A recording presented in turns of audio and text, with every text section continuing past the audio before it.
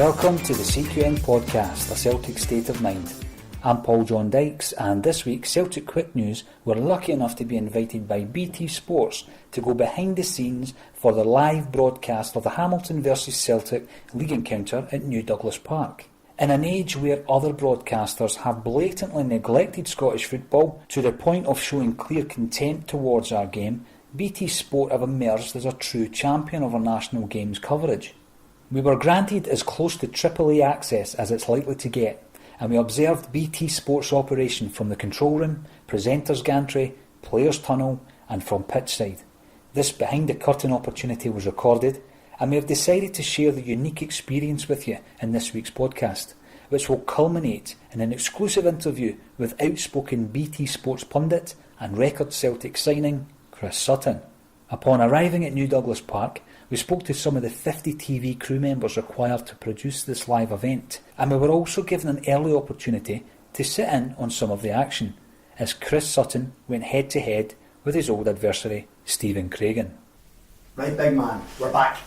Here we go again. Yeah, we're back. Let's set the agenda. I'll set the agenda. What about Gordon Strachan? All the excitement about Gordon Strachan. Scotland beat Lithuania. 10 points out of 12. For Christ's sake. Listen, you don't like him as simple as. Do you hold grudges? I don't hold grudges against Gordon. Is that a personal thing? Even though he released me from Celtic, wrongly It's a he personal did. thing. But let's just say it like this. Gordon Strachan wouldn't pick Lee Griffiths for the Scotland team. Eventually he did, and guess what? He's picked more Celtic team, and now more of the Celtic team. Now the Scotland team are winning games because he is picking the right team. You cannot make an argument for him staying in his job 4 months ago. Yes, you can. He's won games, 10 points out of 12, and he's in a good position. And you still think Scotland are going to qualify? Well, they're in a better chance now than they were 3 months ago. So do you think they're going to qualify? Yes. Really? Anyway, what about Paddy Roberts? What about that? Does he not trust himself to play in a bigger league against big men? Are you serious? He was here last season under a manager who developed him and brought his game. It's utter nonsense, Too this easy, argument. right? He's Too playing easy. for it too easy. You think about it from a player's perspective. If you were going to develop under a certain manager, why wouldn't you sign? He's playing in the Champions League, PSG, Bayern Munich. That's what he's here for, to improve and develop. So he's come back for 6 games.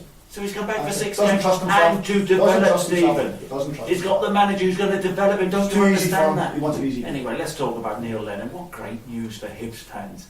A new 3-year deal. You must be happy with that. Delighted. And you exclusively revealed on BT Sport at the end of last season, Neil Lennon's going to leave. I didn't You're an say he unreliable was source. once You're unreliable. again. I got Patrick Roberts Who's right. he? I got Neil You get Lennon the right. You know my sources are good, and I'll tell you Yeah. why. Neil Unreliable. Lennon, Hibs back Neil Lennon. They brought in Stokes. They've kept McGinn. They brought in Murray. I can't remember the 2 Lithuanians names who they brought in, but who cares? It's good news for Hibs. A good manager. And you're unreliable. Yes. That was right. But you know that. That was a good rehearsal. Yeah. Yeah. It's all that. One for the road. Points. Absolutely, we need more for that. Yeah, that wasn't one. After 3 minutes, Don got distracted. That's enough. That's us done. That's very good, though, gentlemen. I think, Clear our head. I don't know if we need to mention Christ. Yeah, maybe that's the last minute. Mention who? Christ. Christ? Yeah, he said Christ. Jesus. I could leave him out altogether, I think, to be honest. It's about religion in this country, Tristan. Isn't it? Incredible. Times has no one's better than I did. Are you happy to do one more then? Go for it.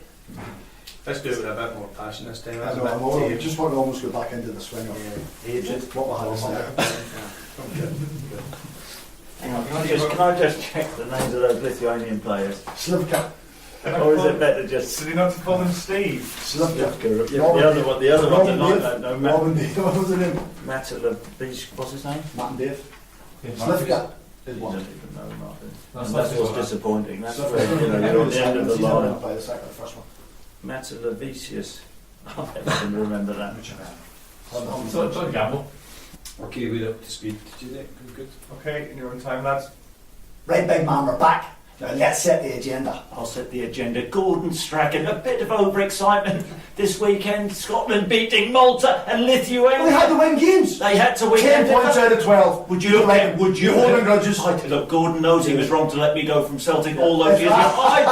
I It's a don't. personal thing, that's It's all. not a personal There's- thing. I don't bear grudges. Gordon wasn't picking the team. It was embarrassing against Slovakia. earlier He's on turned in the it round. campaign. Give him He credit. wouldn't Give him pick credit. Lee He's turned it Griffiths, round. and then guess what? He picks No. Lee Griffiths, and bingo, Two Scotland games- start two games winning from games. qualifying. He started, Two then games. puts Armstrong, he left him out. Come on. 2 games away there. Anyway, what about Patrick Roberts coming back to Celtic? Patrick Roberts. Is that disappointing? Does he not trust himself to play against better players in a bigger league? Explain disappointing. Well, it's too easy for him up here.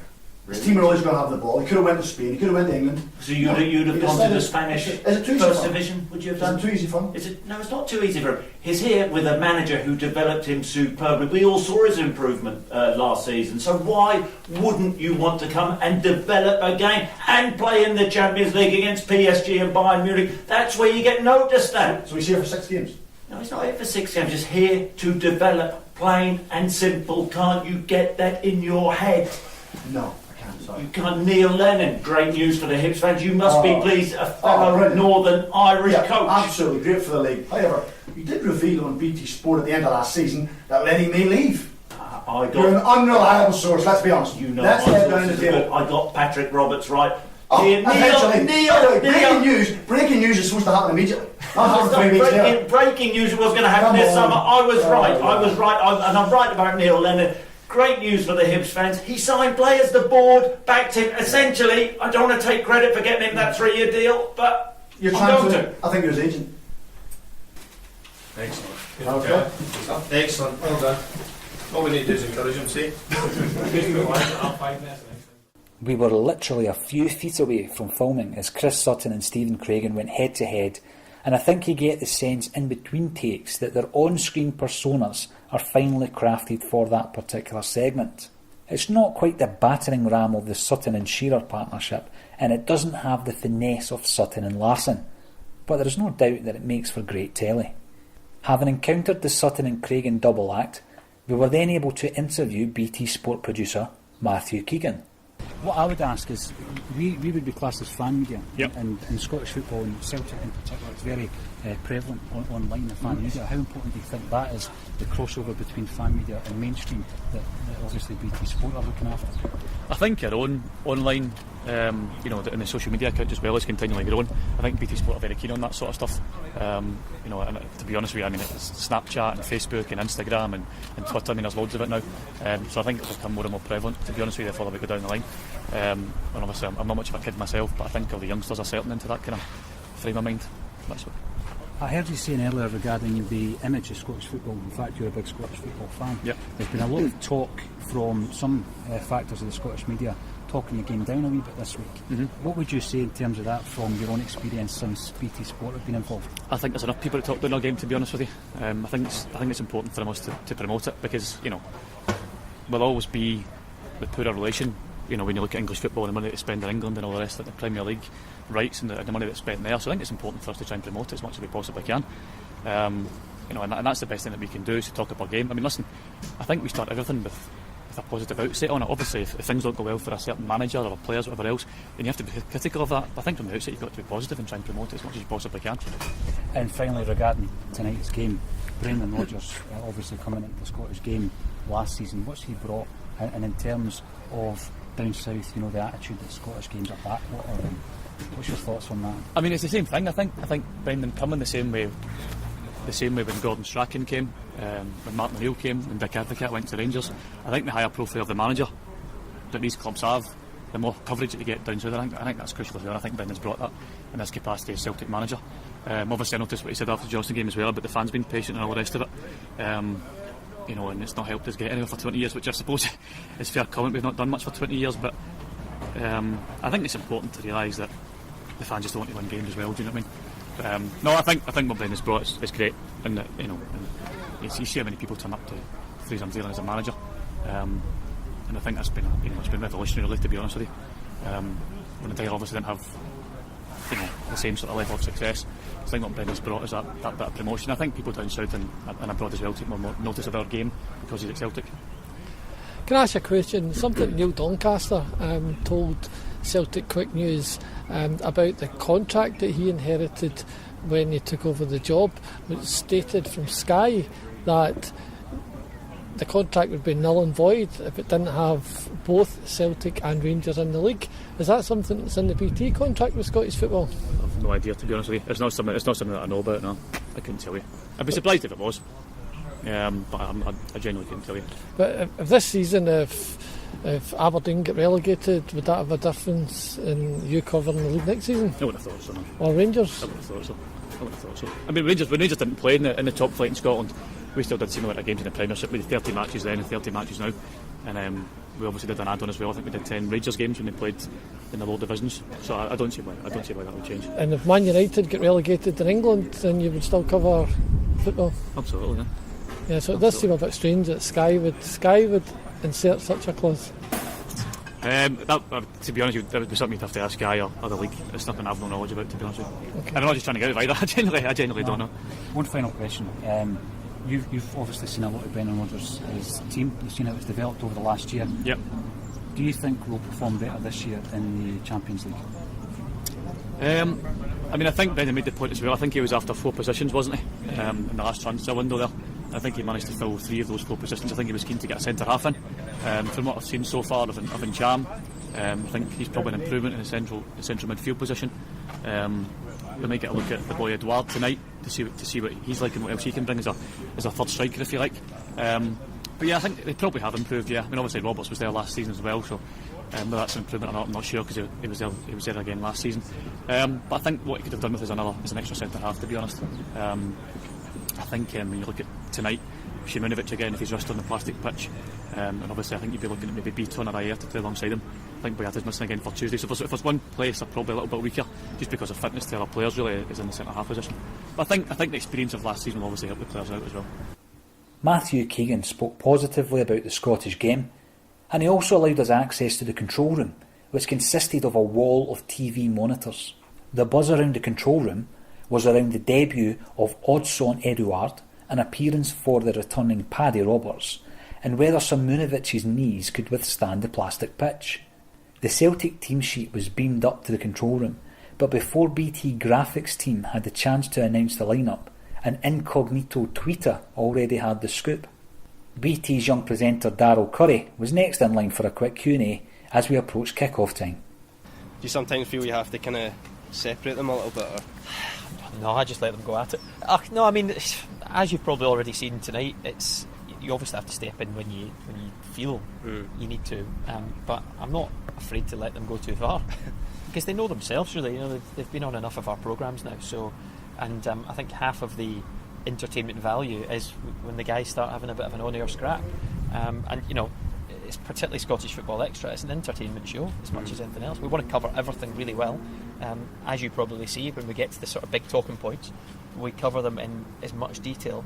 But the guys have a bit of a lighter side to them as well, and I think that comes across even when they're sort of battering each other. So it's good. Yeah, I just let them go at it. And does it help that it seems to be the kind of same group of people, with a couple exceptions week on week? Because obviously you can get into a situation with other broadcasts where they have a kind of rolling group of panellists and pundits. You guys seem to be pretty tight together. Yeah, I think we've got our core group, absolutely, who are there just about every week.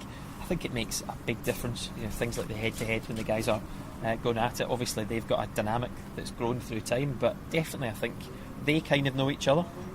But before we go on, we don't really discuss much.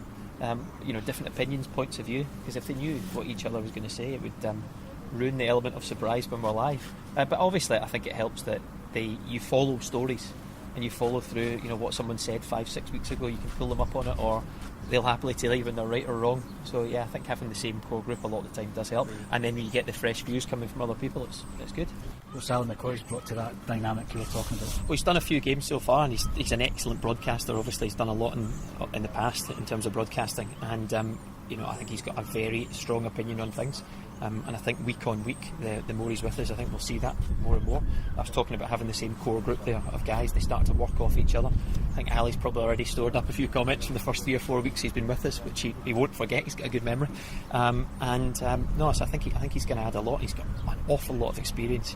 I mean, you just think from his playing days. Someone was saying last week, Kenny Miller just reached his 800th appearance, career appearance, and Ali gone way beyond that. So an awful lot of experience and a really good sense of humour as well.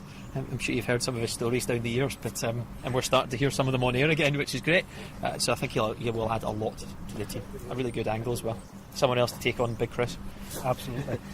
What do you think Neil Lennon's Hibs have brought to the league this season? Well, huge. Obviously, the Edinburgh Derby's coming back. I think we've got the first one live in a few weeks' time at Easter Road, which is going to be brilliant. I mean, it's when I think back down the years, some of the games we broadcast, they are some of the best games. And you think of the day that Hibs could have put Hearts down, Hearts fought back and won with Gary Locke, and the passion, both of their stadiums bring. I think the Edinburgh Derby is massive, and then Neil Lennon himself, great personality, he's been on with us quite a few times and did the playoffs with us last season. I think he adds a lot to the sort of storyline the league has each week. His highs, his lows, we've seen them doing so well at Ibrox and then losing to Hamilton. I think they're another big team to discuss, and the fan base has grown and grown since Neil's there. I think record season ticket sales. It's another great ground for us to go to as well with the cameras, so I think a massive amount to the league. I think it's the best league we've had in years now, and you just look at the schedules we've got and the kind of games that we can select every single week now. It's absolutely outstanding matches, and it's early season, and Hibs have shown that they can beat some of the top teams and lose to other teams as well. Maybe form suggested they shouldn't have, like the Hamilton game. So I think it's going to be a really interesting storyline to follow. He's got some top players as well in the team, and he's openly come out and said that he wants to be best of the rest. I think he slightly revised that comment. I think it's now top 3 or something, but if they can do that in their first season up, then I think it would show the strength and depth the league has. Darrell, if you had to describe what it is BT does so well, what would you tell me? I think primarily we cover and make big storylines all the time, and I think so it's not just educating the fan base, it's going a little bit beyond that, entertaining people as well. We want people to watch every single week. This is a place to come to get all your Scottish football news, to hear new things as well. The Scottish Football Extra programme, that's exactly why we do that ahead of every single league game now, and I think you genuinely do not know what's going to happen on any week. I certainly don't, and I'm standing there live, things are happening around you, so the guys say some brilliant things, some hilarious things, some excellent, I think, storylines that you can see getting picked up by newspapers the next couple of days as well. So I think it's the surprise factor and the entertainment level that comes with the serious side of the football. We analyse the game properly. We don't like to leave any stone unturned or miss anything in any broadcast, but also we like to bring a bit of a sense of humour to it, and I think most Scottish people have that, so they get it, I think. One of the great things is the Friday night football. The fans seem to love coming to a Friday night game, and there seems to be a better atmosphere as well.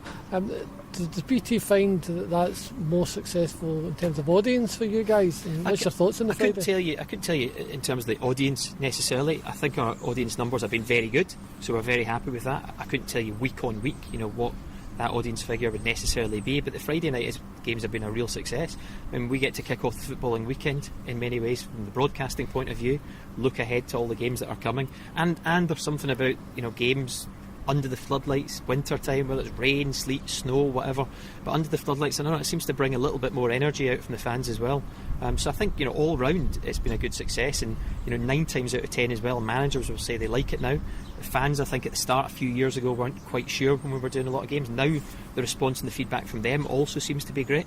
So I think all round it's been sort of win-win situation. We love doing the games on Fridays. I think it's great for us, and Scottish Football Extra, before every game as well, as I say, it allows us to get on with that show and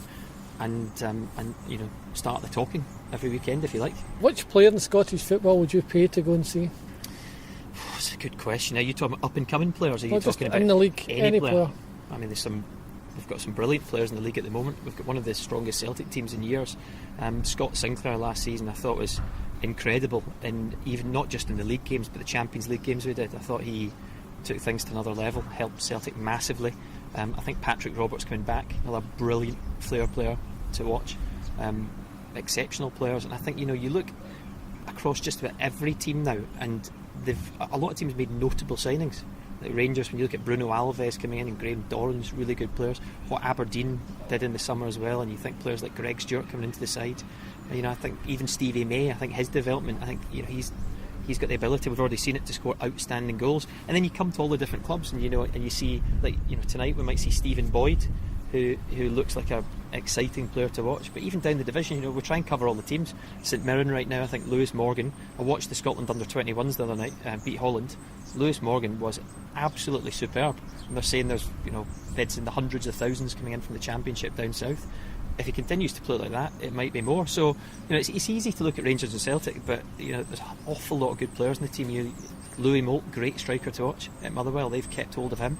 He can make a big difference. Hibs have got plenty now. Danny Swanson and others that have come in. So Kyle Lafferty going to Hearts. Honestly, I think there's loads and loads now. I could go through several. Darrell Currie was very accommodating and came across really well, but the big interview was yet to come. We had spoken to reporter Ailey Barber in the tunnel, but as kick-off approached, our interview was unfortunately drowned out by crowd and tannoy noise. We had, however, arranged an audience with Chris Sutton and his sidekick Stephen Craigan, and we were not left disappointed. Throughout the evening, what I noticed about Chris Sutton was that he constantly referred to his notes off camera. He was the consummate professional, and it was clear that he left no stone unturned in his punditry role. We spoke to Chris about topical subjects concerning his old flame Celtic. First of all, the impression with BT Sports Scottish football coverage is you guys are kind of shaking things up a little bit. Was that a deliberate thing? Is that something you intend to do when you do these broadcasts? Not really. We just don't like each other. I think that I just think we try and reflect what supporters think, and we have a view on things, and we're not frightened to voice those opinions, which I don't necessarily think is a bad thing.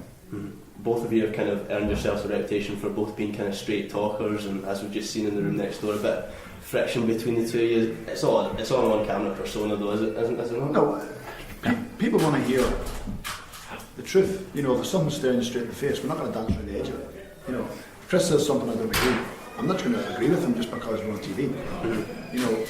People stand in the pub or people walk down the street and they discuss football. They don't always agree. Yeah. So they have debate. So why not on live TV do you have debate? That's be all and end all. We don't disagree just for the sake of it. We generally just don't agree with each other. So you have to have an opinion. Disagree just on football, or are you good pals off camera? Or? I wouldn't. We text each other occasionally, like once a year at Christmas, and we get on well. We used to play each other, but I respect Stephen's opinion most of the time, even though he's wrong.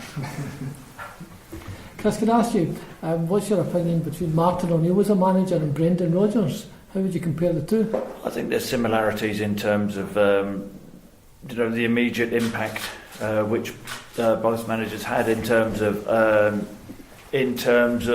a feel-good factor, getting the support on side. I think that the style of football both managers wanted to play is an attacking football, which all Celtic managers should play, and simply it's about winning trophies, isn't it? And when Martin took over, it was against a strong Rangers side back then, and he brought hope to the Celtic fans, and an incredible period. And Brendan's done that, after taking over a very tricky situation, which he was left in, under the previous manager, Ronnie Dyler.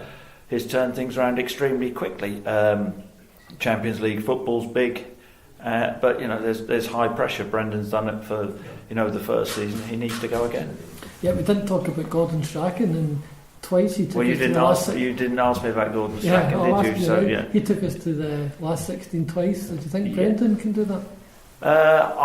To be perfectly honest, I think that would be an unbelievable achievement if Brendan could, just simply because where Celtic stand financially against other clubs in European football. For Celtic to compete at Champions League level is extremely difficult. Even Europa League level, huge clubs, bigger budget than Celtic. So, Celtic have to punch above the weight, which they've always done in Europe. But the group they've got this season, you'd think that Anderlecht and Celtic, on paper, it looks like a straight battle for third place against those two teams. But you can't rule out Celtic at home against anybody. Stephen, obviously the punditry game is about offering opinions. When you've got such close ties to a club, is that sometimes a bit more difficult for you to kind of separate yourself from that? No, because I don't think it would be doing justice to both jobs. What I do during the day is completely irrelevant to what I do at night, in my mind. I'm going to watch a football game, I'm going to comment on it. I'm going to comment on aspects of Scottish football. That's what I'm employed to do. So you don't ever worry about, criticising maybe someone at Motherwell and then the next day. No, because if you do something wrong, irrespective of who you are, if you do something wrong or something doesn't go well, then you know, I don't mean criticise, but you shouldn't have to dig people out if they've done something wrong. Although in his school predictions every week, if you listen to them, it's Motherwell win, whoever they're playing. How do you think they'll get on at Celtic this week, Stephen? Motherwell 3-1. Yeah, it's going to be more hope than expectation. Chris, can I just ask about the European games this season? When you played for Celtic, you often went back into defence when required. You played centre half sometimes, didn't you? Yeah. Is that going to be a big issue for Beaton if he has to play in the Champions League this season? Well, yeah, I think it will be. It's an enormous issue, isn't it, for Celtic? That centre half area, they tried to get Coetzee in. I think Brendan Rodgers has spoken since then and said that they needed to get somebody in, and it's not ideal at all. And we saw the issues Beaton has had at centre half. A good player, I like him, but just not in the centre half position. He struggled in Astana, struggled against Partick Thistle, and when you're coming up against the might of Neymar, Cavani, and Mbappe, then he's going to have some game. One other question about the transfer window.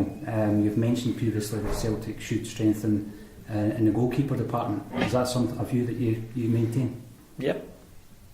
You think that will be an issue this season again in the Champions League? Well, I've made my opinion on Craig. I've got a lot of respect for him for the way that he came back from serious injury. I just think in big games nothing has changed my mind from that. Astana away, I thought he should have saved one of the goals. I thought, later on when you want him to sort of look confident and catch the ball, he flapped, and I don't trust him in the big games. And he, with his kicking is an accident which has been waiting to happen. It happened against St Johnstone, but it's been coming. But Brendan looks like he's going to stick with him. He has confidence in him, but we all have our opinions. I don't know what Stevens is on Craig Gordon, but in the big games, I suggest that he's come up short too often. We saw it against England. Would you agree with that, Stephen? Well, I think what you find is the manager wants Celtic to play a certain way. He wants Craig to do certain things, but sometimes as a goalkeeper you have to make better decisions of when you can play and when you can't play. Yes, it's okay to take risks sometimes, but the more risks you take, the more chance you have of getting caught out. I think Craig's a great goalkeeper. I think he's done very, very well. I like actually how he's adapted his game. From when Brendan came in, he looked really uncomfortable, but he's now starting to become too relaxed. And teams may press him. Sometimes just clear the ball, go and play in the other half, settle yourself down. So maybe he'll learn from that, from making that mistake against St Johnstone. But I think he's certainly the best goalkeeper Celtic have at the minute. I can't imagine Brendan would have had the money to go and bring another goalkeeper who would have been better. I think it would have cost a lot of money to spend and to bring a better goalkeeper than Craig. I already have endorsed the free, so Brendan's going to go with him. Can I just ask about the process of filming something like we just watched next door? Is that, obviously you're both former players, is that something you moved into quite seamlessly, or is something you found quite difficult to start with? If you're asking me whether I like looking into Stephen's eyes and vice versa, I would suggest not. No. He drinks too much coffee, his breath stinks. So apart from that, it's I know this. Because I can't imagine many former players would maybe thrive in that environment in the same way that you. I think if we're both honest, once we get that bit out of the way, we enjoy the rest of the show. That's almost the build-up, because that's our bit to go and do what we have to do. We get a lot of pressure put on us from above to do these things. We just do our best, really, as we all do in our jobs. It's enjoyable. It's an aspect of it. We're trying to make it fun, have a laugh, get some points out. Again, we don't always agree with what each other are saying. We almost have a point, and then we both argue as we go. And see how it goes. So some of us argue it better than it's others. good fun. Good fun. One of your arguments through there was about Patrick Roberts. Yeah. Obviously, Chris, again, someone who is a record signing for Celtic. Do you think that's realistic at the end of this season, if he has another good campaign? I think a lot of that comes down to what Patrick Roberts wants to do himself. I think he was, he was the one who wanted this to happen, which was important. I think Manchester City wanted him to go elsewhere, but he wanted to come back to Celtic for sensible reasons. So of course it could happen. You've got to see how this season pans out, how things go in Europe, how he performs, and he'll be assessing his options and thinking, have I got better options? Is he going to get into Manchester City's first team? I don't think so.